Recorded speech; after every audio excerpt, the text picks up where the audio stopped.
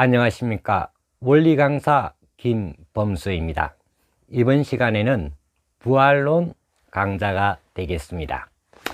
부활이라는 말은 다시 산다는 말입니다. 다시 산다는 말이 무슨 말이냐? 사람이 호흡을 하고 숨을 쉬다가 죽어버리면 그 죽은 사람이 다시 숨을 쉬고 살아나는 것을 부활이라고 성경에 표현합니다. 성경에는 예수님을 믿고 이렇게 살던 사람이 죽어 흙으로 돌아갔을지라도 예수님이 다시 오실 때에 흙으로 돌아간 그 시체가 다시 뼈살이 붙어서 살아난다고 기록되어 있습니다. 신앙자의 입장에서 성서를 문자 그대로 믿어야지만 됩니다. 그러나 현대인의 지성인으로서는 도저히 이해할 수 없는 일입니다.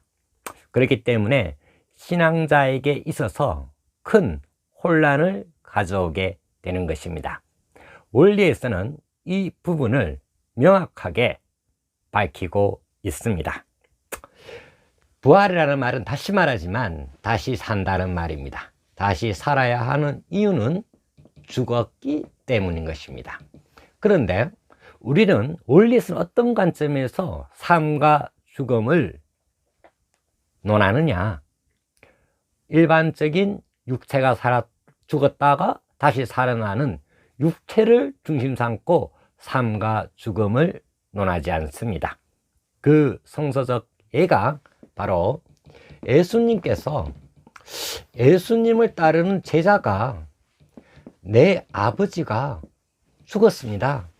그러니 내 아버지의 장례를 치르고 그리고 예수님을 따르겠습니다 라고 하니 예수님께서 죽은 자는 죽은 자로 하여금 장례 치르게 하고 너는 날 따르라 그랬습니다.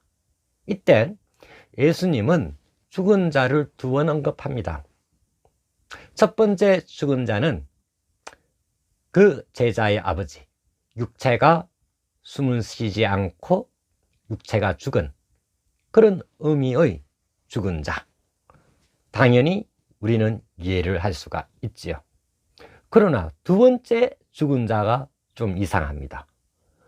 장례를 치르려면 살아서 숨쉬고 활동하는 자인데 그를 향하여 예수님은 죽은 자라고 했습니다.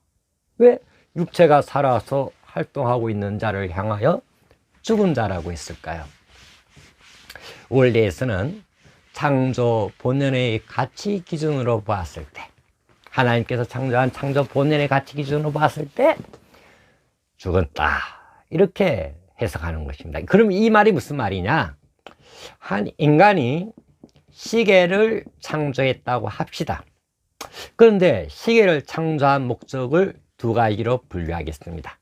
첫 번째, 시계를 창조한 목적이 시간을 알기 위하여 시계를 창조했고, 또 두 번째, 시간을 알기 위한 목적이 아니라 장식품으로 시계를 창조했다면, 첫 번째, 인간이 시간을 알기 위하여 시계를 창조했는데 그 시계가 아무리 아름다워도 정확한 시간을 가르쳐 주지 않든가 혹은 작동하지 않으면 고장난 시계, 죽은 시계로 표현합니다.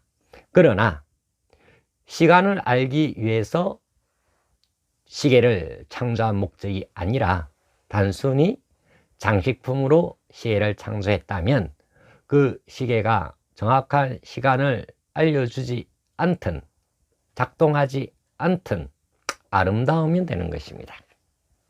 그 창조 목적의 기준에 따라서 고장나는 시계 혹은 죽은 시계가 되는 것입니다. 따라서 하나님께서는 인간을 창조했을 때 창조한 목적, 본연의 가치 기준이 있습니다. 하나님이 인간을 창조했을 때는 인간이 하나님을 믿고 하나님을 사랑하고 하나님 뜻대로 선을 행하고 살아야 되는데 육체는 분명히 살아서 활동하고 있다 할지라도 그 인간이 하나님의 창조 목적과 다르게, 기준과 다르게 하나님을 믿지도 않고 사랑하지도 않고 선을 행하지도 않고 사탄이 원하는 방향대로 악을 저지르고 산다면 하나님이 창조한 본연의 가치 기준으로 보면 그 인간은 살아서 숨쉬고 활동하고 있다 할지라도 고장난 인간, 죽은 인간이 되는 것입니다. 이런 의미에서 성서는 삶과 죽음을 논했다고 원리에서는 증명하고 있는 것입니다. 그래서 요한계시록 3장 1절에 예수님께서는 살아있는 유대인들을 보고 너희가 살았다는 이름을 가졌을 때 죽은 자로다. 우리는 뭐 숨쉬고 활동하면 살았다, 혹은 그 기능이 끊어져 흙으로 돌아가면 죽었다, 이렇게 판단 내리기 때문에 우리는 살아 숨쉬면 우리는 살아있다 이렇게 합니다. 그러니까 예수님이 너희들은 살았다는 이름을 가졌을 때 죽은 자로다.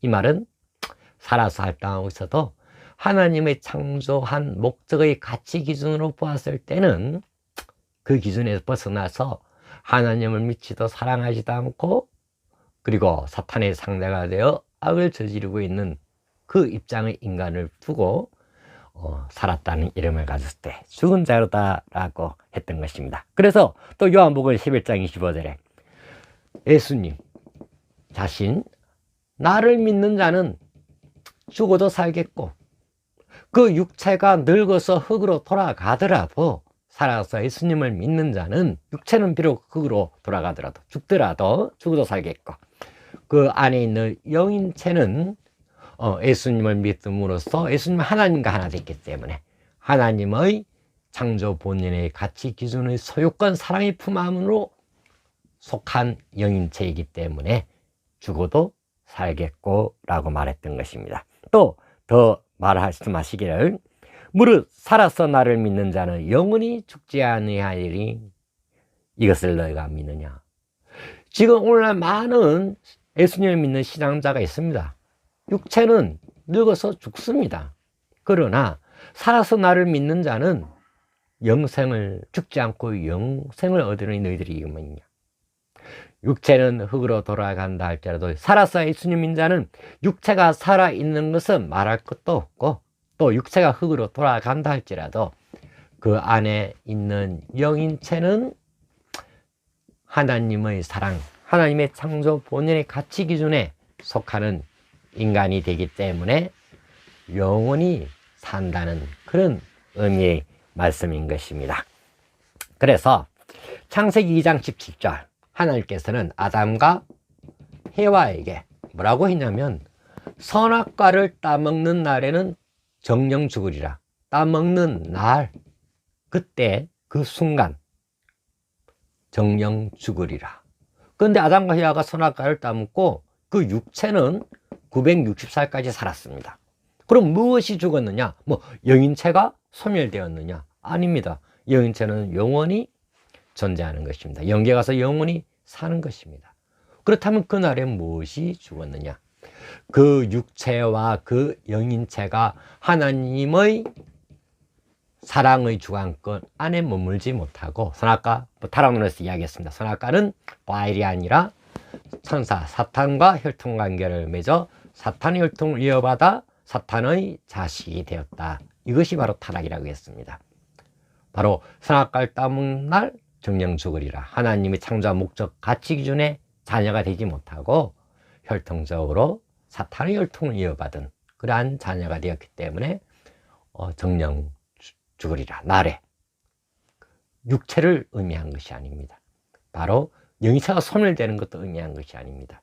하나님의 주관권에, 하나님의 사랑의 풍성에 거하느냐, 사탄의 주관권, 사랑에, 사탄의 소유권에 떨어지느냐, 이 기준을 두고 삶과 죽음을 의미했던 것입니다. 그래서 예수님께서는 요한복음 5장 24절에 내 말을 듣고 나 보내신 자를 믿는 자는, 자기를 예수님 보낸 자가 누굽니까? 하나님. 그러니까 예수님과 자기를 보낸 하나님을 믿는 자는, 나를 믿고 내 말을 듣고 하나님 믿는 자는 영생을 얻었고, 오늘날 예수님 믿고 하나님 품속에 거한 사람 많습니다. 신도들이. 그러나 육체는 다 죽습니다. 그러나 그 영인체는 영생을 얻었고, 영체가 소멸됐다가 다시 환생하는 것이 아니라 사탄의 주관권에서 하나님의 주관권에 이르는 것을 영생으로 보는 것입니다. 사망에서 생명을 옮겼느니라. 그리고 고린도전서 15장 22절에 아담 안에서 모든 사람이 죽은 것과 같이, 아담이 어떻게 했습니까? 선악과를 따먹었지요. 그리고 어떻게 됐습니까? 그 후손을 두고 유대인, 예수님은 뭐라고 그랬습니까? 하나님의 자녀라고 했습니까? 유대인들 보고 독사의 자식들아, 사탄의 자식들아, 마귀의 자식들아, 사탄의 혈통을 이어받아 사탄의 자식이 되었습니다. 아담 안에서 모든, 아담뿐만 아니라 그 후손이 사탄의 혈통을 이어받아 사탄의 소유권의 자녀가 되었습니다. 죽은 것과 같이 예수님, 그리스도 안에서 모든 사람이 삽니다. 예수님은 사탄의 혈통을 이어받은 사탄의 자녀가 아니라 하나님의 독생자, 예수님, 하나님의 자녀입니다. 예수님을 통하여 사탄의 자식에서 하나님의 자식으로 옮겨지기 때문에 모든 사람이 삶을 얻으리라, 이렇게 표현했던 것입니다.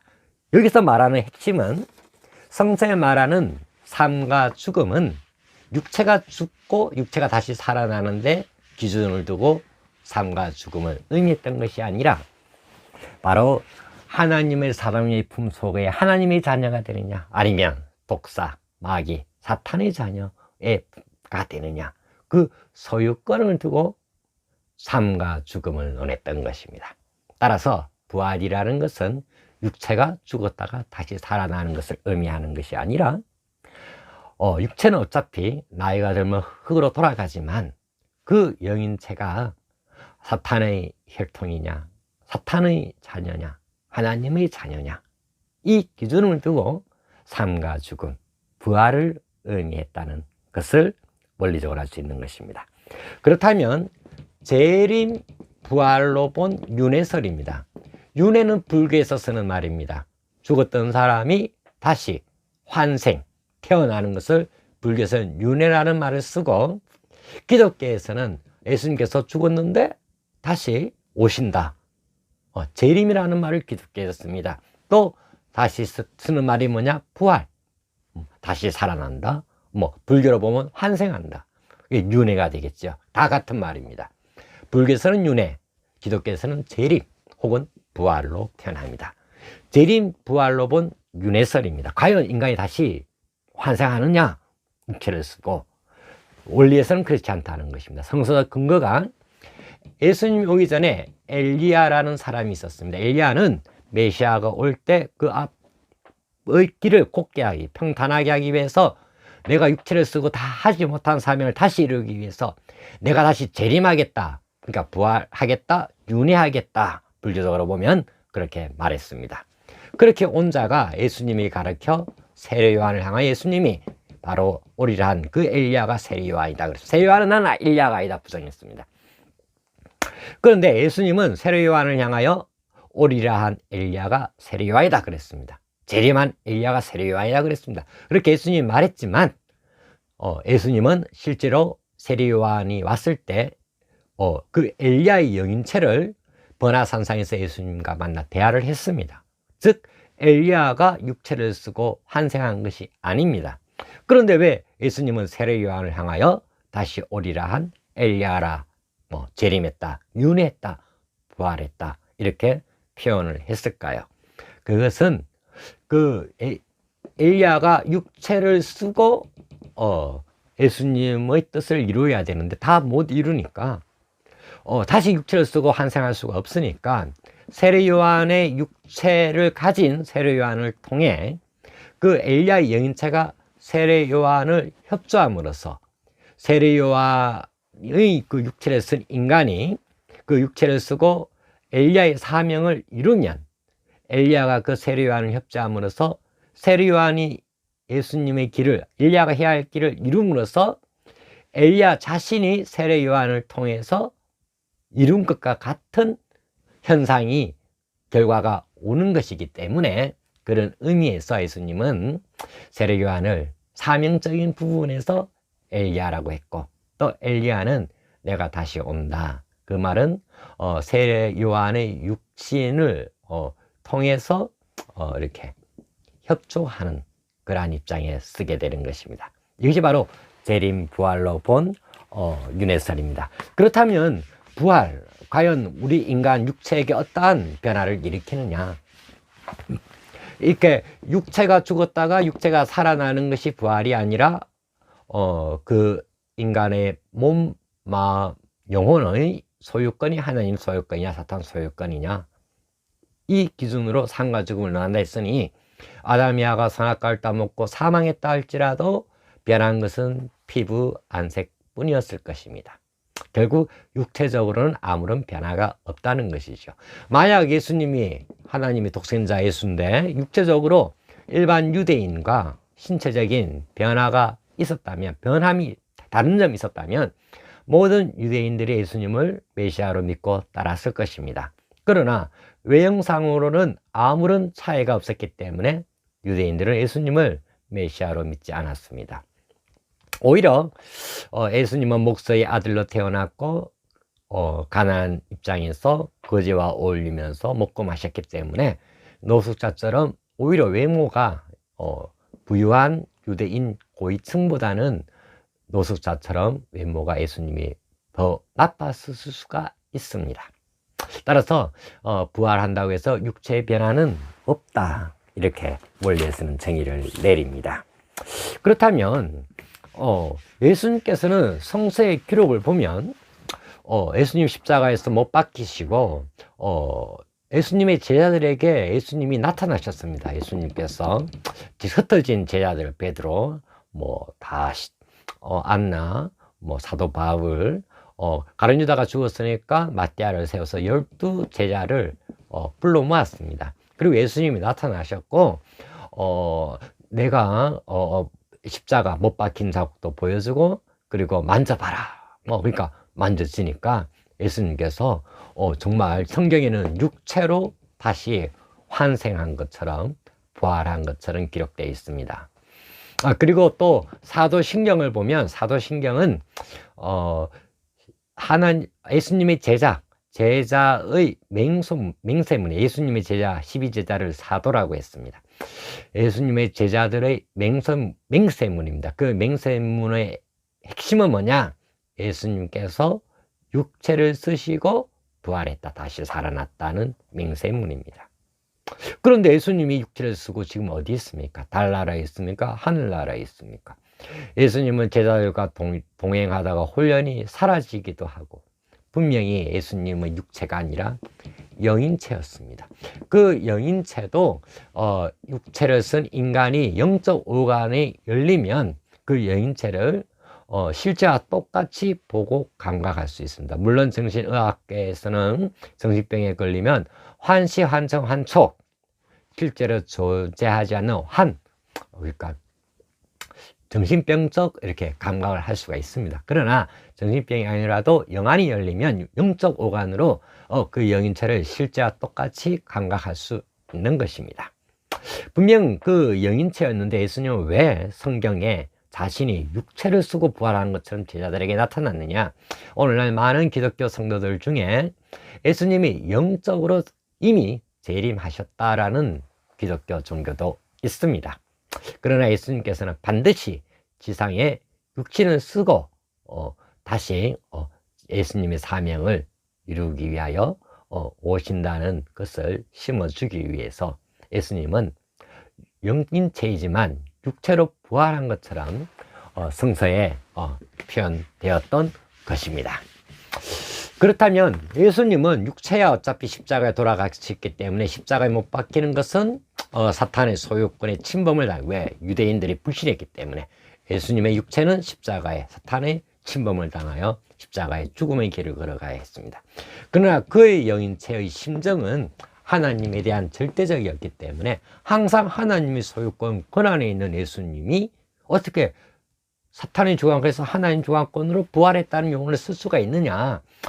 유대인들의 예수님의 불신함으로써 예수님은 육체뿐만 아니라 그 영인체의 소유권까지 사탄 소유권으로 버림을 받아야 했습니다. 그래서 예수님께서는 십자가에 매달렸을 때 하나님께 어찌하여 저를 버리시나이까? 라고 고백했습니다. 하나님 사탄에게 버렸습니다. 그러나 예수님은 육체는 이미 죽더라도 심정이 하나님에 대한 절대적인 심정을 가졌기 때문에 3일 만에 그 영인체가 사탄의 소유권에서 하나님 소유권으로 다시 돌아갈 수 있었던 것입니다. 그래서 그 영인체가 3일 후 제자들 앞에 나타났고, 그리고 40일 동안 제자들을 끌어모았던 것입니다. 그리고 오늘날 세계적인 기독교를 이루어낼 수 있었던 것입니다. 이상으로 부활론 강의를 마치도록 하겠습니다. 감사합니다.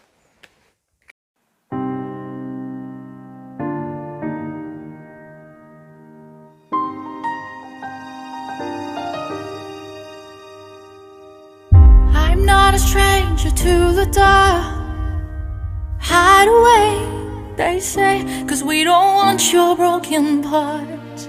I've learned to be ashamed of all my scars.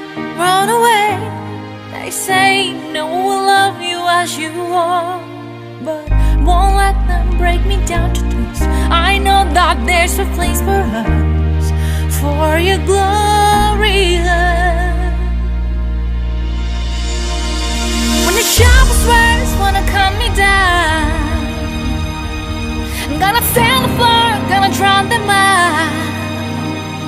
I am brave, I am bruised, I am who I'm meant to be. This is me. Look out, 'cause here I come, and I'm marching on to the beat I drum. I'm not scared to be seen, and I make no apologies. This is me.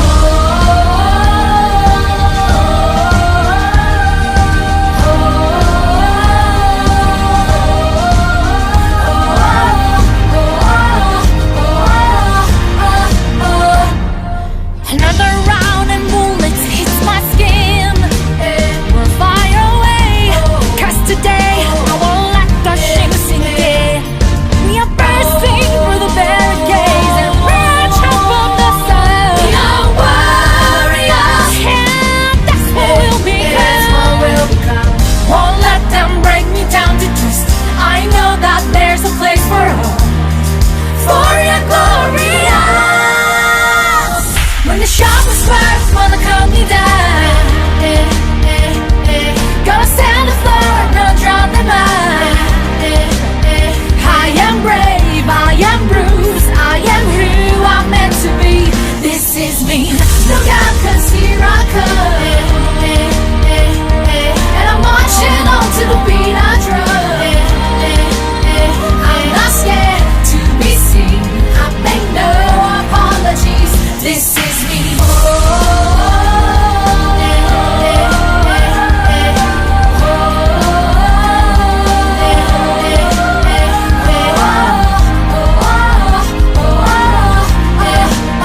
This is me. And I know that I deserve your love. There's nothing on that world.